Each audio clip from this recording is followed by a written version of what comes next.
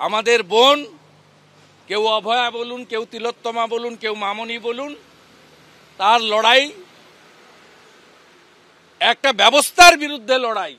এ লড়াই একদিনের নয়, এ লড়াই অনেক দিন চলবে, যতদিন না মমতা ব্যানার্জি প্রাক্তন হচ্ছেন।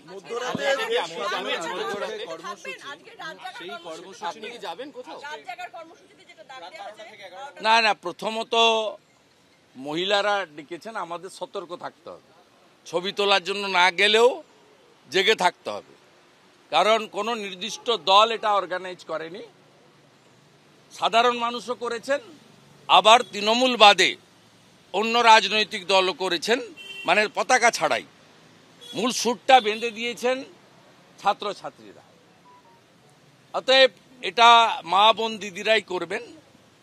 ফটো তোলার জন্য আমরা যারা চিহ্নিত রাজনৈতিক ব্যক্তিত্ব, ফটোর সামনে না থেকে কোথাও আড়ালে থেকে জেগে থাকতে হবে, যাতে কোথাও তৃণমূলের গুন্ডা বাহিনী হামলা করতে না পারে, পুলিশ কোথাও টেনে হিঁচড়ে তুলে না দিতে পারে। পুলিশ একটা পরিকল্পনা করেছে, রেড রোড এবং তার পার্শ্ববর্তী এলাকায় যদি কোথাও রাত্রিবেলা এই ধরনের কর্মসূচি হয়, তাদেরকে মেরে পিটে বল প্রয়োগ করে সরিয়ে নিয়ে যাওয়া হবে।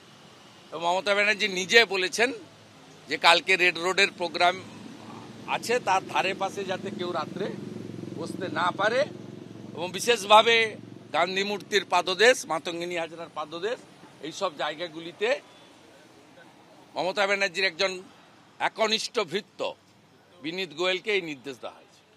তৃণমূল কংগ্রেসের বর্ষিয়ান সাংসদ সুখেন্দু শেখর রায় তিনি নিজে আজকে ধর্নায় বসছেন এবং ব্যক্তিগতভাবেই তিনি ধর্নায় বসছেন যোধপুর পার্কে। বিষয়টা তৃণমূলের নয়, বিষয়টা তৃণমূলের নয়। আমি সুখেন্দু রায়কে তার সিদ্ধান্তকে ধন্যবাদ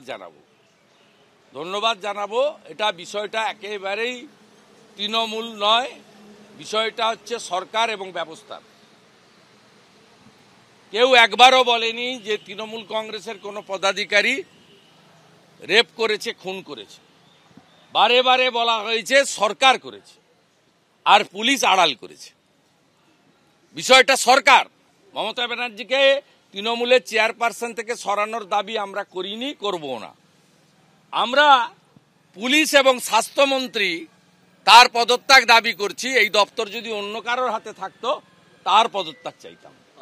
বিষয়টা সম্পূর্ণ সরকারের বিরুদ্ধে, সরকারি ব্যবস্থাপনার বিরুদ্ধে। আপনার বাড়িতে ঘটনা ঘটেনি, আপনি রাস্তায় এ ঘটনা ঘটেনি, ঘটনা ঘটেছে কোথায়? রক্ষক যেখানে, ভক্ষক সেখানে। তাকে ডাকা হয়েছে, নাইট ডিউটি দিতে বলা হয়েছে, তার রোস্টার বানিয়ে দেওয়া হয়েছে, নাইট ডিউটি দেবেন আমাদের বোন। তাকে প্রোটেকশন দেওয়ার জন্য পুলিশ, সিভিক ভলেন্টিয়ার থাকবে, আরএমও থাকবে, নাইটের চার্জে অন বিহাফ অফ সুপার কেউ না কেউ থাকবে।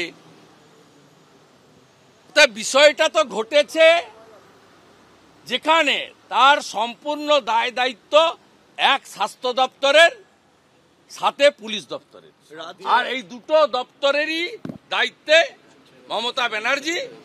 তাই মমতা ব্যানার্জির পদত্যাগ করে বাড়ি যাওয়ার সময় হয়ে গেছে।